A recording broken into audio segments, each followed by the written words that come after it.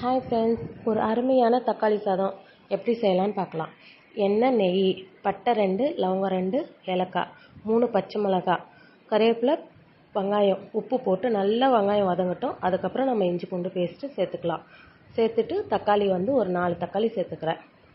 Medium size தக்காளி 4. ஒரு புடி கொத்தமல்லியும் புதினாவும் சேர்த்துக்கிறேன். 1 டேபிள் ஸ்பூன் தயிர் சேர்த்து நல்லா வதக்கிக்கோங்க. அப்புறம் 1 ஸ்பூன் வெறும் மிளகாத்தூள் சேர்த்து வதக்காதீங்க. அதுக்கட்டி நம்ம தண்ணி ஊற்றிக்கணும். நம்ம இந்த டம்ளரில் 1 டம்ளர் பச்சை அரிசி பொன்னி அரிசி எடுத்துருக்கேன். அதே டம்ளரில் 2 தண்ணி வச்சுக்கிறேன். 1க்கு 2ங்க. எலுமிச்சை சாறு பிழிஞ்சிக்கலாம். தண்ணி கொதித்த பிறகு நம்ம அரிசியை சேர்த்துக்கலாம். அரிசியில் தண்ணி எதுவுமே இருக்கக்கூடாது, வடித்து சேர்த்துக்கோங்க. அப்போ தான் குழையாமல் வரும் உங்களுக்கு. 2 விசில் விட்டு நம்ம எடுத்துக்கலாம்.